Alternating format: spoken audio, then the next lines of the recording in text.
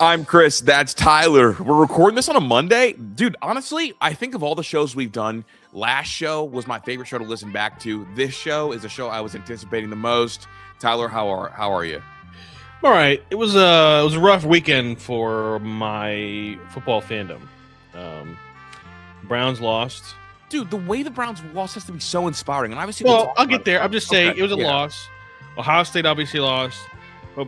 But almost as important, Mount Union lost. Yeah. And they lost to freaking John Carroll in the freaking playoffs. It's just not supposed to happen. Right. This is not supposed to happen.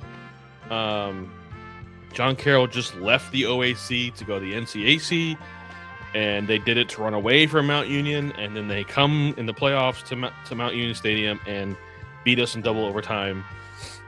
Just disgusting.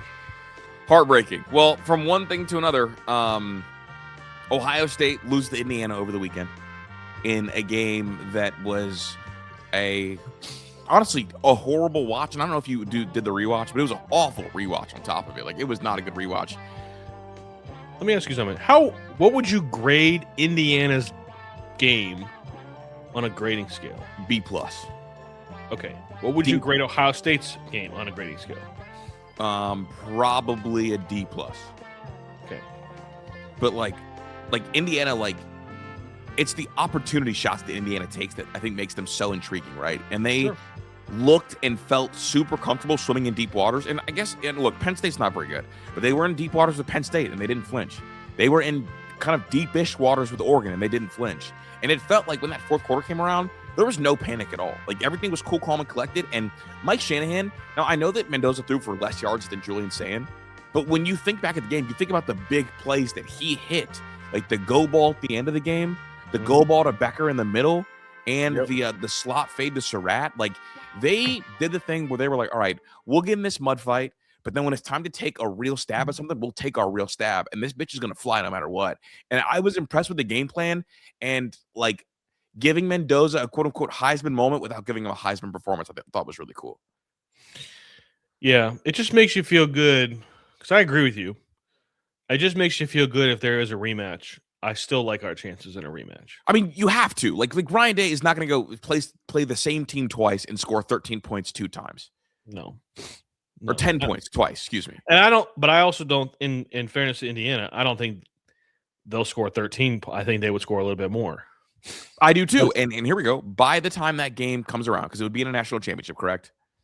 Correct. By the time that game comes around, it will be the 3-headed monster from Indiana and not the 2-headed monster. The fact that Indiana beat Ohio State without probably their most talented receiver is like even more kudos to a program who a lot of people thought depth was going to be their biggest weakness. I mean, if Indiana makes it to the national title, they will quite frankly, change the fabric of how college football is evaluated. And so if it's not going to be Ohio State winning it, I would hope it's Indiana winning it. But, I don't know how much you want time when you stay on the game. I do want to talk about the bye week.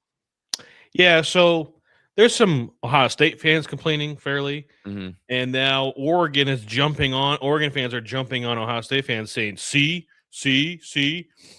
But I just want to give just a little bit of perspective, Kris. The 4 teams this year that are going to get a bye all played in the conference championship game. Yeah. So if those 4 teams are going to get 25 to 26 days off, depending on when they play. So Ohio State will get 25 days off. The other 8 teams didn't play in the conference championship game, except for Alabama. They will have 20 to 21 days off. Yeah. So, like, not that big of a difference, to be honest with you. It's just not. Like, when you get to start talking about 20 days off, what's 5 more? Nothing. I mean, you're probably going to hate my stance.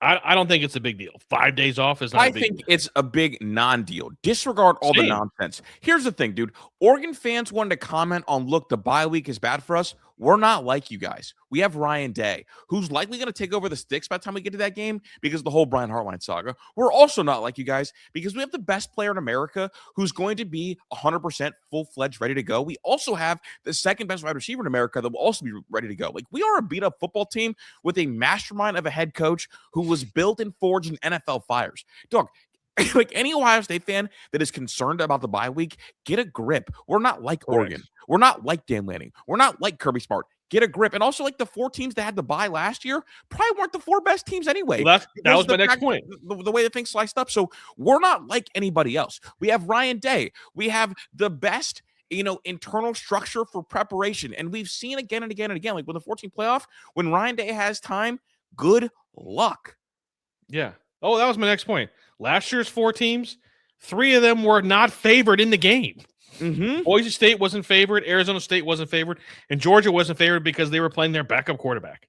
And with Oregon and Ohio State, we virtually got the same amount of time because we didn't play in the conference title game. The whole like bye getting rusty thing is such a take that lacks any sort of nuance and any sort of like historical reference. Yeah, maybe the layoff stuff mattered when it was like 80 days or whatever it was back in the BCS era, and you had to wait. Look at the calendar. 2 months.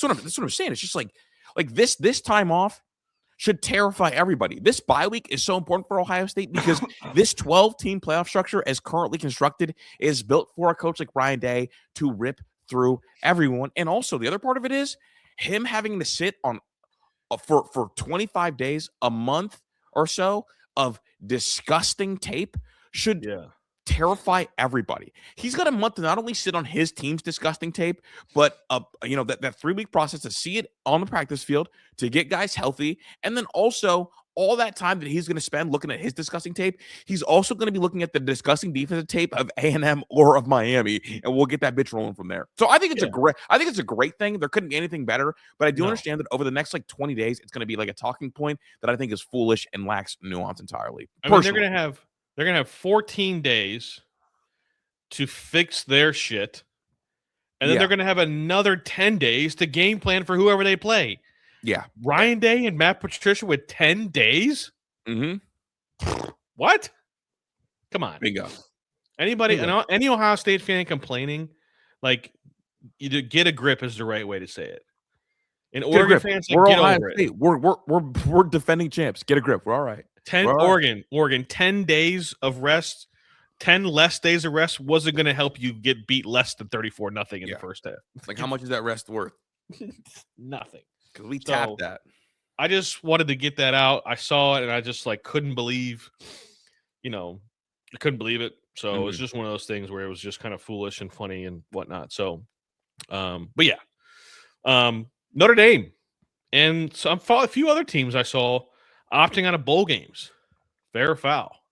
Notre Dame took their ball and went home, and I am twofold of this, right? Like, I believe in pettiness. I'm a petty individual. I believe in petty actions. I think that being petty is cool. I think being petty is empowering. I do wonder if you are petty and it costs you your team something, is it still worth it? And my stance is, they're going to lose on unofficial bowl practices, but there's going to be stuff going on in that building. So guys are going to keep getting better. I do think you missed an opportunity to go through the whole bowl thing. But if you want to stick it to ESPN, who I think is the most open, I think ESPN and the SEC is viewed as the most openly corrupt thing in all of sports, and everyone kind of just accepts it. And if Notre Dame wants to make a stand, I don't want to accept it, cool, awesome, whatever. I wonder how much it hurts them in the long term, but at the end of the day, they're going to be doing stuff back at the facilities. We know that. I mean, I suspect that. I mean, as far as their protest against ESPN, ESPN doesn't care. I think ESPN cares. I don't think they care, man. I mean, in the short term, why I think they care? Might. Because here we go. I consume way too much media. You know that, right? The whole signal loss premise is about consuming media and giving commentary. The way ESPN aggressively across the board criticized Notre Dame for doing that, that tells me they care. Sure. Because the big bad ESPN thing would have been like, all right, cool, no problem. We don't need it. But they all like aggressively across the board. Sure. Yeah, I mean, I don't really care either way. I think I feel bad for I wonder how that decision was made, because the young guys and the old guys who aren't going to go to the NFL, they probably want to play. Right. And if Jeremiah Love and, a couple offensive linemen and maybe a couple defensive guys that are clearly going to go to the NFL, like were the main voices in this. Like, I I find that to doubt be a they little were. disappointing. I I don't doubt they think were they the were main. either. Like Dog, Jeremiah Love was probably like, I'm out anyways. Like, I'm not dog, playing. So like as y'all soon as decide. as soon as you miss the playoffs, it's the same thing as school the week leading up to prom if you're a senior. Yeah, bro. I'm just chilling. I'm not. I'm like Jeremiah Love is probably already out the door. He's Right. probably already setting up his training for the NFL for the combine. He's going to New York for the Heisman. Like he's 88 out the gate. Once he goes to New York, he might not go back to South Bend for a month. Chris, have you ever been to South Bend? No. I ain't going. If I was him, ain't none of me in South Bend anyways. I'm I've talking been about there. I'm talking about to go pick up his stuff. No, that stuff has already been out.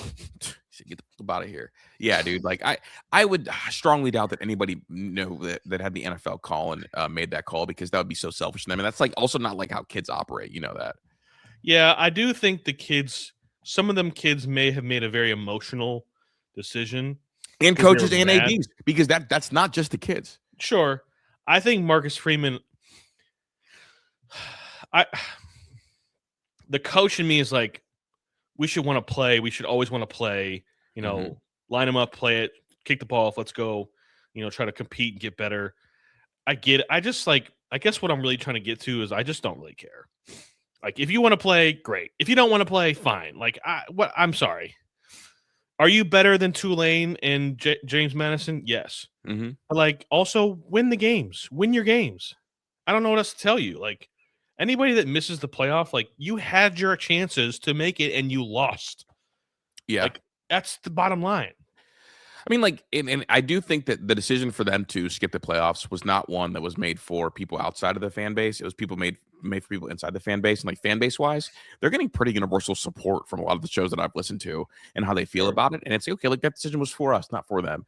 So I'm not too mad about it. I do think it's like a funny sub storyline and just like gets us closer to what we already know is true. There were some 5-7 teams that also denied entrances to the bowl games. Like, blood, nobody wanted to watch you anyways. Well, no, some of that stuff is like a result of other teams opting out, and then like Yeah. the team, like this conferences reach out because they want a payday from it, and they're like, "Well, we've already begun our offseason stuff. We've already told 20 some players to pack your bags and get a move on. So like, we don't have the players for it. So no, we're like coaches are, coaches like no, we're not. We've not. Yeah, we're done. So do you think we're getting to a point where like there's no longer going to be bowl games? We're a Like, couple. how years long away. do you think that? How many years till we're like there? Well, I think I don't think we'll ever actually be there. I think what we'll see is the bowl games becoming an underclassmen showcase exclusively. I think that's what it'll be. Sure. And I think once it gets marketed like that, you do a lot, right? Because this is essentially going to be like the spring. It's going to be like a spring football game. And so like making a bowl game should be like traditional spring. And I think if it starts being marketed like that, I think that's a huge plus. Yeah, I think it's important for like MAC schools to still get to play bowl games because that's 100%.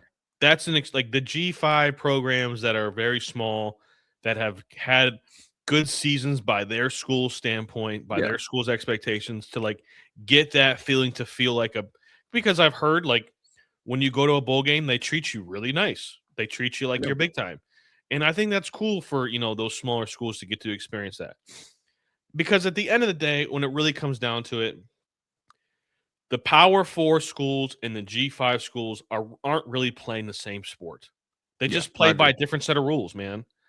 And there's nothing wrong with reality displaying that and treating them as such. It's just the way that it is. That's life. Mm-hmm. And so I think there's nothing wrong with us getting to a model that promotes both. The playoff is for the big boys that have the money, and there's another avenue for postseason play for G6 schools. I don't think there's anything wrong with that. I also would love to see more G6 versus the big dog matchups in the bowl games, right? Sure, because it would be interesting to see because those G6 schools, like when they play those bowl games, like they play it for real. Yeah, and they're older guys all play, and I think it'd be good. I think it's like a good end of the year measuring stick because it'll be like you're like a P5's young players versus a G5's older experienced players. Like, let's see what we got. I think that would be really awesome, really awesome. No, I think it's either way, I'm okay with what. I guess I'm not okay with it. I just don't really care. I Plus, understand. also, I just don't like Notre Dame so it's like fuck them. Yeah, you hate them Always. anyways. I was even surprised to even see them in here. Yeah. Here we go. Back to Ohio State. Should Ryan tell Hartline to hit the road is the question of the day. Obviously, Brian Hartline hit the jet, had the nice little green suit on, flew down there, gave a speech that got filmed, and USF posted. You know what he said in the first line? I'm going to give you guys everything. And that one line really upset and irritated a lot of Ohio State fans. Nick Saban had the quote that, essentially saying that, like, when someone's elsewhere and when their mind is elsewhere, you're going to pay the price if you're Ohio State. And that's what happened. Lane Kiffin had this same kind of deal go on went to FAU, and Saban said, nope, not doing it. And then had Sark call the plays. Obviously, it's nice to have Sark kind of on staff there. Yeah. But, are you at the point where this is too much of a distraction? Because for me, I think it's a distraction, and I also think it's desperate if you want to keep Brian Hartline around and call the plays. You're essentially acting like you can't win it without him, and I think it's important for Ryan Day to remember who he is on top of all this. I do think he should tell Brian to hit the road, but I don't blame Hartline for this because, like, he's a young guy, first chance at a head coach. Like, he wants to do it. He wants it to work. And so, like, this is his chance. And he's going to put everything he has to make it work. And that's fine. He should want to do that. But Ryan Day has to understand, like, I can't afford any distractions. Yeah. And, like, unfortunately, the reality was last week they had a lot of distractions. There just was. There's a lot of distractions, and they couldn't overcome it. And if that's and if they want to use the excuse in the building, they're never going to say that. Brian Day's never going to say, like, last week was just such a shit show that, like, whatever. They're never going to say that. But eliminate all distractions. Yeah. If you want to be, if you want to throw Brian Hartline a bone because you appreciate what he's done, like, let him be on the sideline. I don't know. But, like, he doesn't need to be there, like, day to day, and you can't rely on him. Well, he's not, and it won't be day to day. He's going to be spending the first half of weeks at USF and then come back. Right. So again, like, those guys are going to do, like, Ryan Day is in Vegas right now for the Coaches Hall of Fame thing. What are the Keenan Bailey, Locke, Bowen? Like, they're locked in, getting ready. Like, they're trying to figure out what they need to do to fix this red zone offense. That's what they're doing right now. That's what they should be doing right now in recruiting. Mm-hmm. And Brian Hartline's not there, so he's going to come back at the end of the week and be like, all right, guys, what are y'all doing? Yeah. What are we talking about? It's already hard enough to be an OC. It's hard enough to be a head coach. Like, doing both at the same time for two different places. And he's also not an experienced OC. Right. That's what I'm saying. Like Ryan Day can do it without him. I've done it without him before. I personally think that I would, and it's not like I'm mad at Brian. Like, I love what Brian did, but, like, let all the focus be on, like, the offensive game plan. And I want the guy who is going to be calling plays to be someone who's been a part of every single staff meeting in regards to, like, fixing the offense. I think that's just the best way. They said they're going to evaluate it, but I'm telling you right now, based on what I've heard, I would be absolutely shocked, stunned, blown away if Brian Hartline called the plays from the playoffs. I know that Ryan Day said he would. I don't believe him. I don't believe him either. I think it's also very easy for Ryan to throw Brian under the bus on that because he's out the door. Yeah. I don't believe him for a second. I think Brian Day has been calling when the games have mattered the most. Ryan's been calling the plays. Period. Yeah. Like, I don't, like, I'm not blaming Brian Hartline. And there were some comments in the live show comments where people didn't believe us. Well, no, because here we go. To those people's credit, Ryan Day, like, during our live, like, right before our live, literally said, "Oh, Brian called Saturday." Yeah, but, like, those were his exact words. Yeah, but I don't believe him. Like, yeah. I straight up, I don't believe him. Ryan has been lying to the media for 7 years. Yeah. I don't. There's nothing you can tell me that makes me believe him when he says that Brian has been calling the plays. Now, if Ryan Day comes out and says he'll be calling the plays for the playoff game, that means he's got the best game plan imaginable. Because if there's any shot that it could be, like, kind of teetering, maybe he wants a scapegoat there. But if he comes out and says, "Oh no, I'll be calling the plays," that means watch out, bet the over. Yeah, that if he tells Brian to, like, thanks, brother, but I got it. No, even if Brian's here, if he tells the media that I will be calling the plays this game, I don't think he'll do that though if Brian is here. I think he'll do it if he loves his game plan. Because if you're Ryan Day, you know that if he paints that Picasso, he wants credit for it.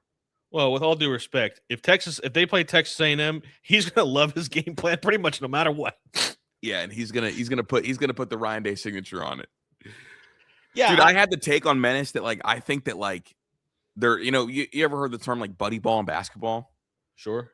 I think Ryan Day participates in buddy coaching with Coach Keaton. Yeah. Tight ends. Yeah. Because that's the only way I can explain what's going on. And you know what else that makes me want? That makes me want Key to get the wide receiver job. Because if we play buddy coach when he's a wide receiver coach, come on, yo. We might see 4 wide. If we see 4 wide next year and Coach Key's the wide receiver coach, that literally just means that we've been playing buddy coach, right? Yeah, I don't want to talk about. I went on a quick, 60-second rant about how I have no idea why we're throwing to tight end 4, but I'm thinking, doesn't that explanation make sense? It doesn't. It does. It's a good theory. I think that's the best theory I've heard on it. Well, and I invented it. It's a good theory. I'm going to say it's a slight reach, but you're not like reaching for the stars. I think you might be onto something. That feels like the best theory. We all know who is Ryan Day's favorite coach on staff.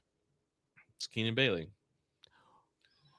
Why is it that the only position group that is allowed to rotate and plays a bunch of guys that are not Ohio State caliber, why is it his room? It's interesting. It's a theory that has legs. And if Key's the receiver coach next year and we see 4 wide before we see a 3 tight end set, can that count as confirmation for my theory? Yes. Because this year's wide receiver group is going to be better than next year's. On the Keenan Bailey receiver coach thing, can I just ask you a serious question? Mm-hmm. What is Keenan Bailey going to tell Jeremiah ever? How Jeremiah's got to look at Keenan Bailey like, "I'll get the fuck out of my face." Well, the good thing if you're Keenan Bailey, you don't actually ever have to coach him. You show up on draft day, my brother. Start picking out your draft. That's what that is, right? If you were Jeremiah, would you take Keenan Bailey seriously? No. But with all due respect, if I was Jeremiah Smith, I don't know who I would take seriously at this point. I mean, he probably takes Brian Hartline seriously. Well, that's probably true. But if I was Jeremiah Smith, Brian, I'm better than you. You know who he probably doesn't take seriously right now is Ryan Day. He's probably mad as a bitch at Ryan Day. He's probably pissed. It's funny. People are talking about like, I hope they recorded that players only meeting with Ryan. That players meeting with Ryan. Just play it back right now. Play it back right now. I don't think there was a players only meeting. I don't think so either. No, I think honestly, if I'm Caleb Downs, I walk into Ryan Day's office and I'm not calling coach Ryan, tighten up, and then I'm walking out. Well, right now Ryan's in Vegas, so. Well, but hey, you know how it goes. Want to switch gears? Yeah, the Browns, dude. This honestly, I went back and watched every Shedeur pass attempt and every run attempt. My brother. This was a fun game to watch. This was awesome. This was perfect. Shedeur looked good. The Browns were fun, and they lost. Listen, I think Shedeur looked like an NFL quarterback. Oh, 100%. And what he did, when like you wear glasses. I don't wear glasses, but you're wearing glasses, and somebody does something, you're like, oh. Might have to think about that. What he did to me on Sunday was he's like, it made me stop. Like, okay, maybe we don't need to take a quarterback. Mm-hmm. Let me see some more of this. So, I think he made a lot of really good throws. I thought he made a lot of really bad throws. I thought the interception he threw was really bad. But like there were some throws, like that was not a great day to throw the football. It just the weather that's some of the worst conditions to throw a football in, other than like the downpouring rain. And the ball cut through the wind. He competed his ass off. I mean, he was getting laid out a little bit. He got hit around a little bit, and he kept competing. and he kept him in the game.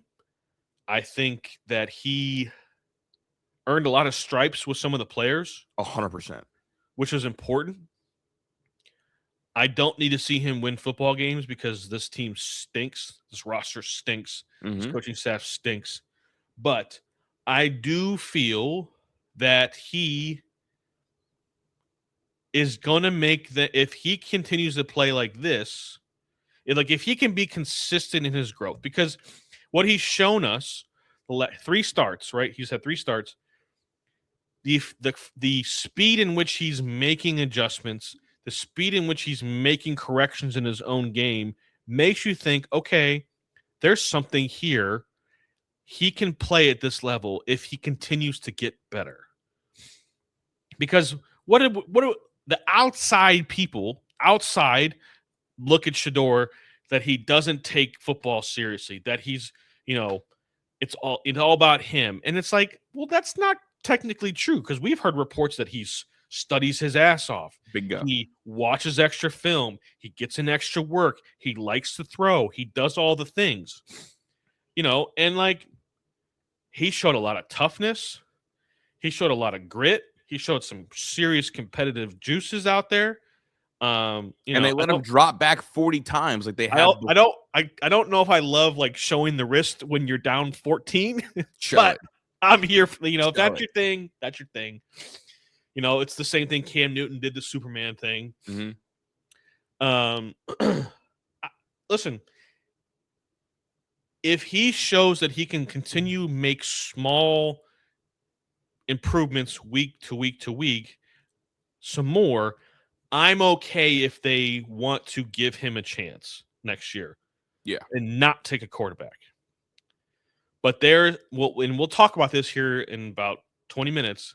There is a wrinkle in next year. That is a problem. But I don't want to actually, let's just get to it now.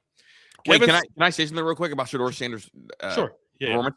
So he his average time to throw yesterday on Sunday was 3.57 seconds, which is crazy, and the second longest by any quarterback this single season. And it led to and the Titans defense is at a 63% pressure rate. It led to that pressure rate, which is the highest by any defense this season. So that tells me that if you want to, you could do the things where you do 2 birds, 1 stone. You build aggressively the offensive line next year, give Shedeur a full year to show it, and then get a quarterback in the next draft if he's not good enough. It allows you to essentially build while you learn, and then also get the guy next year because they've got so much draft capital over the next 3 years. So I think they might be in a great spot next year. And whether it's Shedeur or another quarterback, if they aggressively build the offensive line, that'll really help everything. I'm not ready to go there yet, but he has my attention. It's just a data point. He has my attention. All right. Kevin Stefanski said that he will start the rest of the year. Yeah. However, there is a certain quarterback who has begun to practice. Yeah. Should we want to see him play next year? He's making $80 million. No, we are marked safe from seeing Deshaun Watson. It's a new era, big dog. Like, I'm sorry. Like naming Shedeur the starting quarterback the rest of the year, I think it would be, honestly, like, here's the thing. Stefanski has to battle the quote unquote, I hate Shedeur crowd. If Shedeur had this kind of performance and then he said, basically, we're waiting for Deshaun Watson to get back and then play him, that would almost, I think, cement it all being over. I think the final hope anyway for Stefanski is for continued showing progress of Shedeur Sanders and him being able to convince Haslam, hey, look, a quarterback success rate drastically drops. We're on their second and third, OC and head coach. Don't make him a statistic. I think that's the best hope for Stefanski if he wants to even work in Cleveland. So I think 2 things there. You're battling the crowd that thinks you hate Shedeur Sanders. I don't think that's a real thing. And the other side of it is, if you want to keep your job, you keep your job through the success of Shedeur, not Deshaun Watson. Agree? I think Kevin Stefanski is a dead man walking. I do too, but if there's any life left in that body, it's with which quarterback? Yeah, it's with Shedeur. My fear is that Jimmy Haslam is going to intervene and say, I'm paying somebody $80 million.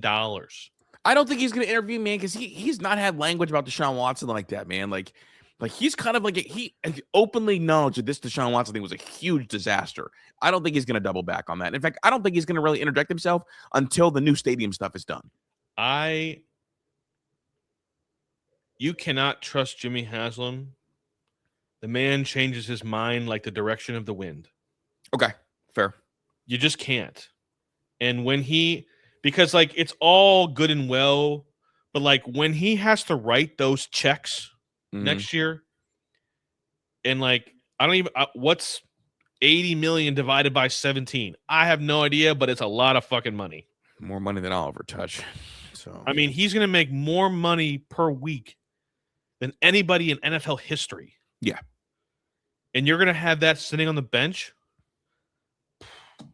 If you were an owner, that would be a hard pill to swallow. Dude, I think he's going to stay out of it. In fact, I take a bet on that, and I'm pretty good with like the Browns stuff. So what does he do? What do you do with Deshaun? You just wait for the expensive asset to fall off. You just wait for that money to come off. You're just going to tell him like, dog, you're never playing for us again. Yeah, Anthony Rendon. That's what I would do. I just don't think they're going to do it. Okay, that is not the Browns' way. That's the smart decision.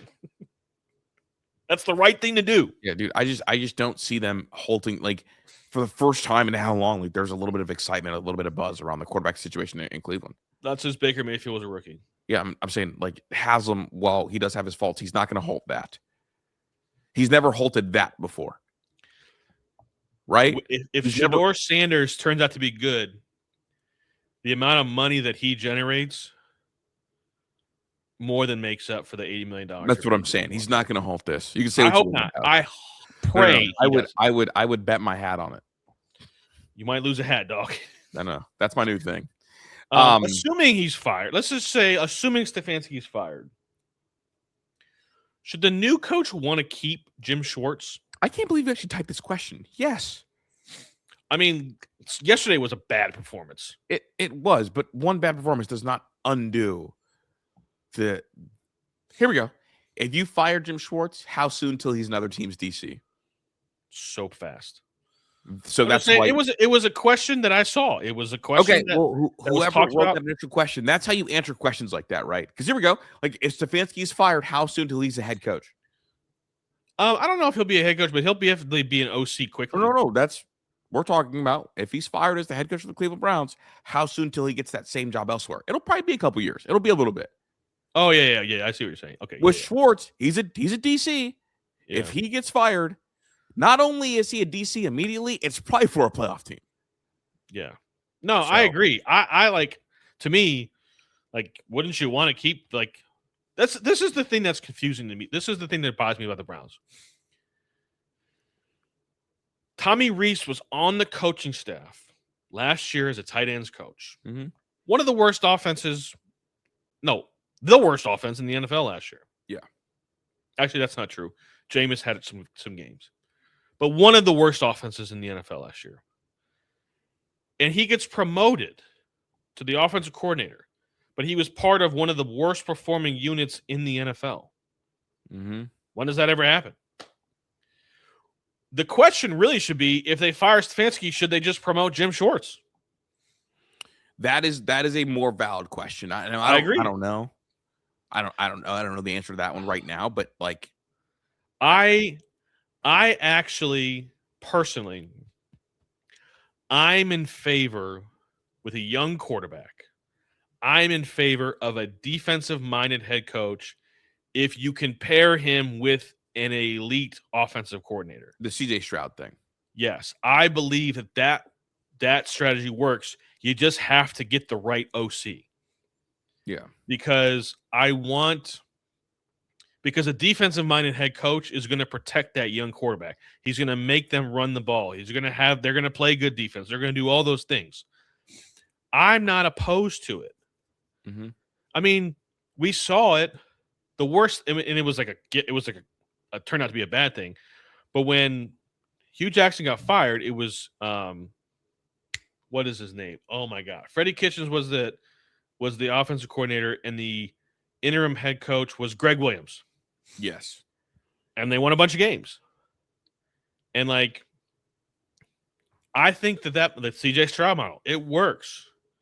Like, it can work if you get the right OC. So, a Robert Saleh, Brian Flores. I'm not opposed to having a tough guy be our head coach again. Like, I think that would be something that I would be very, very interested in. No, I'd agree. I mean, I like the identity that kind of brings, like building your team around like toughness and defense, rather than like building your team around like your quarterback personality, which is a lot of times a specialist. I'm in favor of that. I'm definitely in favor of that. So, yeah, I'm in favor of it. The other thing that was brought up to my attention that people were talking about is Miles sack hunting hurting the defense? Because make no mistake, like, he's sack hunting. Yeah, he's out there hunting for sacks. I mean, there were plenty of plays where they ran right by him because he was 5 yards in the backfield. Mm-hmm. They just ran, and the left tackle just ran him off, and they ran right to his spot. Do you think it's a problem? Are you okay with it? Can I ask you a question before I give my answer? Sure. Did you have an issue with Cal Raleigh home run hunting? I had a baseball analogy for this as well. Because this to me, this is when Cal Raleigh, like the end of the year, was like hitting 210, but every time he touched the ball, it was a tank because he was swinging, out of his shoes every single trip. I have no issue with it because like the sack record is like the home run record. It's like a lot of pageantry and a lot of like historical reference stuff, and like you're never gonna look back at like the Myles Garrett like 20 plus sacks and be like, damn, like yeah, but was he really a sound defensive end? You're gonna think like, damn, like he really did that. And also like the other part of it is, for this defense, sometimes like you need them to play offense on defense for you to feel good. So I have no issue with it. You're not trying to win games. You're not trying to Super Bowl. Like I don't mind the sack hunting at all. Would you be okay with the sack hunting if they were good? That's when I would take issue with it. All right. Because that here, like that is like Aaron Judge, right? Aaron Judge for the New York Yankees. Like the offense goes as they go, unlike Seattle, where they've got plenty of offense. Like Aaron Judge couldn't afford to home run hunt for that long. Yeah. Well, here's my baseball analogy. When Major League Baseball had the shift, and you didn't see guys like Bryce Harper and Kyle Schwarber and, any of these guys, big David Ortiz. Why they should just bunt the ball down the third baseline? They go to first every single time. Those guys were not paid to go to first base. Yeah, that's and real. Stay there. They were paid to touch first base while they're jogging around the bases. Correct. Because they hit a homer. That's really good. Myles Garrett does not get paid $40 million to stop the run. Set the edge. His job, he gets paid $40 million to get sacks. Mm-hmm. I'll give you another example. You look at a company that sells things. They sell multiple things. And they have a salesman who's the best salesman in the company. And he's really good at selling this one thing. They're not going to stop paying him because he doesn't sell the other stuff. Right. He's bringing in the most money, and that's all that matters. Myles Garrett's bringing home the bacon. He's going and getting the sacks. That's his job. Yes. If he doesn't stop the run, I don't care. If you're going to go and get me 15 to 20 sacks a year, I don't care if you stop the run. I don't even care if you set the edge, because you sacking the quarterback is what I'm paying you to do. Mason Graham, you stop the run. That's your job. Mm-hmm. The linebacker, Carson Schweitzinger, that's your job. Bingo. Like, there's a reason why he's making $40 million, and it's not to stop the run.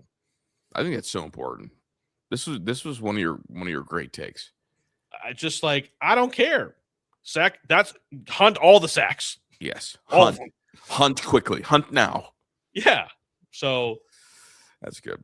I hope he continues to do that. Same. We got some NBA stuff, right? Yeah, so I don't know how the validity to this was, like how much validity there was to this, but a report, Sham, I guess it's pretty valid. Shams is your best reporter right now that Woj is not in the game. Supposedly, NBA teams are monitoring the Cavs in the Darius Garland situation. Okay. That's all it said. Mm-hmm. Didn't say for trades, didn't say for injury purposes, nothing. Well, if teams are monitoring that, that means that they Trades. either have an inkling that maybe he wants out or have an inkling that someone in Cleveland is willing to move him, and they're trying to get the way. Here's the way it works. Front office guys, you guys talk all the time, sources talk all the time. If you can flip one person and get him to want to move somebody, and then that person convinces other people, it's like, all right, let's start a movement right now to get somebody moved. Yeah, so it means that other teams are taking notice and wondering if Cleveland will move on from them because they've heard something. Yeah. I don't know how I feel about this because I know that for them to make a trade with a second apron, it has to be like for like. Yes. I don't even know who's out there. The one name that got floated to me by my boy Corey, he said De'Aaron Fox or Aaron. Yeah, is that his name? De'Aaron Did I Fox. say that right? Yeah, De'Aaron Fox. You know, huh? I don't know. I feel like if Cleveland does this, they're panicking and they don't like what they're seeing.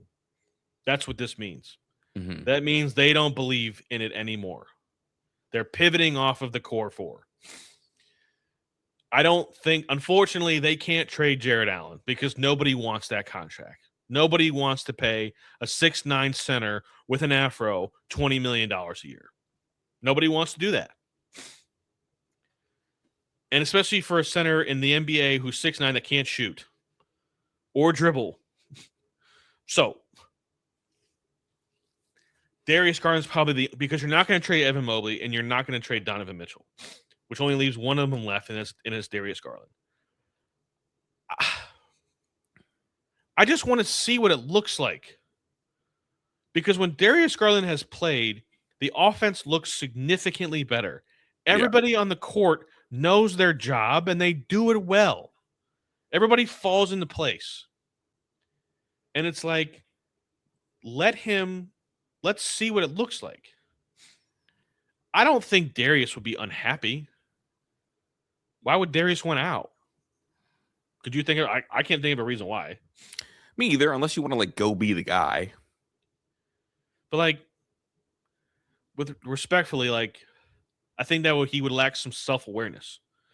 Yeah, that's fair. What 6-foot guard is going to be the guy? Just Trey, really. Yeah, and look where that's gotten him. Yeah, to the with just a never-ending beef with Knicks fans. Yeah, I don't know. I that would be a very interesting move for the Cavs. Mm-hmm. The thing is, I want to think that Kobe Altman's really good at his job. I think Kobe Altman's a really good GM. Now, I don't like that I don't like that he's gotten us into the second apron. I don't know if he had a choice. I mean, it's hard with some of the supermaxes you had to sign. You had to give Evan Mobley the supermax deal. Yeah, so that kind of makes it unavoidable. The second apron, and a lot of people I don't think understand the second apron. It's basically you're so far into the luxury that you're kind of locked up in some moves you can make, some heavy financial restrictions for a year. Yeah, what's your thoughts? I don't think you should move them because I don't think you will be able to make the team better by moving them if you have to do a 1-for-1 swap. I think the only way you should move someone like that is you give multiple pieces that could potentially boom. Because if you have two pieces that maybe boom in a different system, I think it's better than maybe one piece. But I think, honestly, to get this offense to full strength, you need him to be his very best because he's the one paired up with Donovan Mitchell. We've seen those two take over a stretch of the regular season. That's what the Cavs need. So I wouldn't move them. I would keep him put for now.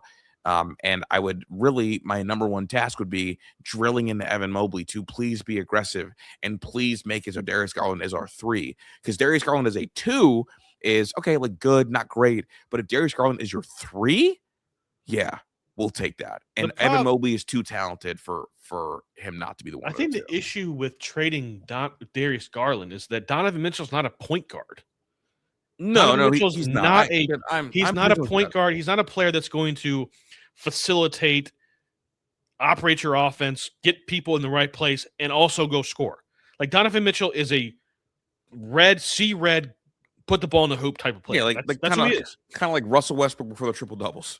Yeah, and so to me, it's Are you going to get a point guard that is like, I don't know if you believe this. I believe that Darius Garland is a top 10 point guard in the NBA. I think maybe I'd have to really sit down. Because I think in the definition of a point guard, he does it. His impact on the Cavs offense is, immense. Yeah. And so to me, like, I know he has limitations because of his size. Defensively, it's a problem. I've said that on the show many times. No, that is no secret. No, but I think offensively, what he does for this team is it puts everybody back to where they're supposed to be. Agreed. Trading Darius Garland would be a panic move for the Cavs, and it doesn't make any sense. They don't have to panic. The only thing they need to panic about is the fact that Evan Mobley just cannot, like, he can't do it. Yeah, like the longer this goes on, like the worse it gets.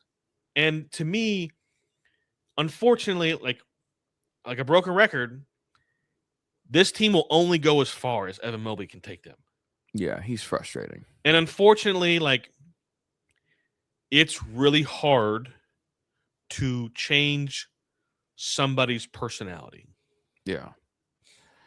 You can change their game, you can change their skill set, you can change, who they are in the offense, but like unless somebody is just innately in their heart of hearts, in their blood, an alpha, I'm going to go and do this.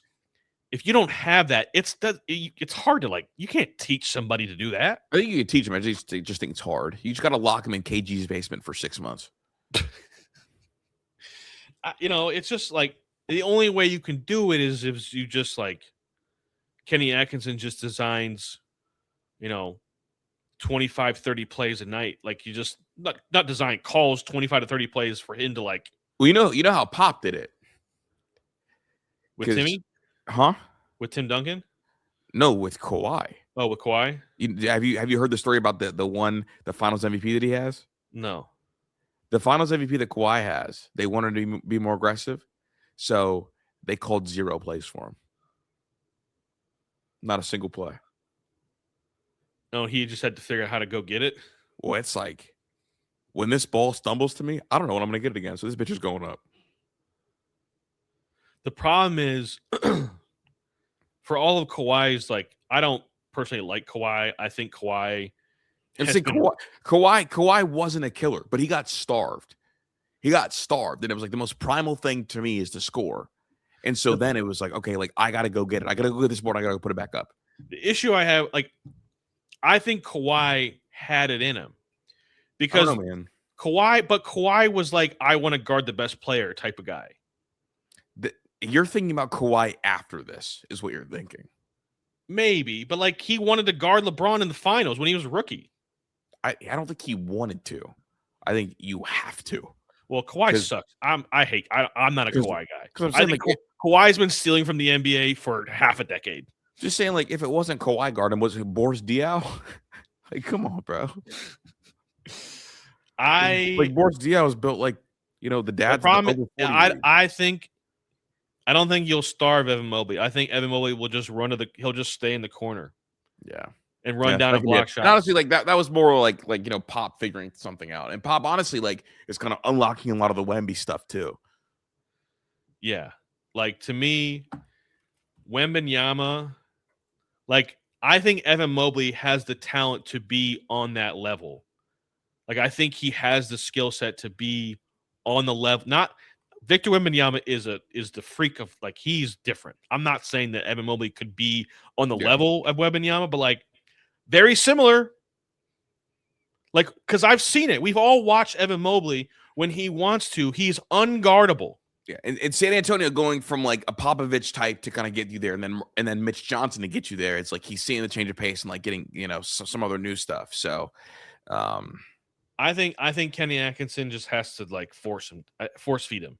Yeah, and like, but they've been, Jalen Tyson calling out players for not playing hard. Kenny Atkinson for saying that he agrees, and like the starting unit's not playing hard. Calling out veterans for not playing hard. Like, it's rocky right now, man. And I said it was going to be clunky. I didn't think it would be like this. Yeah, this is really clunky. This is very clunky, and this is not dysfunctional, but like it's clunky, but I think it'll fall into place. Yeah, with Garland and Max Strus, I guess is not months away. He's like weeks away, which is good. Max Strus is a very veteran type of player, good culture guy, also a good player, can shoot it, will defend, do the things that you need to do. I think that's going to help a lot. So we'll see. I it's still early days for sure. It's not even the new year yet. Mm-hmm. So, and I don't need. I think as long as this Cavs team is in the top 4, they'll be fine. We'll see them at the very minimum. They'll make it to the second round, and then from there, it's like, okay, show us. Show me. So, yeah, we'll see. It was just a very bizarre, like, man, Cavs are really like, would they really even do that? So it was shocking that I saw that. I don't want to spend too much time on this, but I just want to drop this in there and just get your live reaction. Obviously, winter meetings are happening right now. And this Padres account, Danny, who's also does some pro scouting for who does he work for? He does pro baseball scouting for Perspective, which is one of the minor league services that does a really good job. He Padres guy, covers Padres.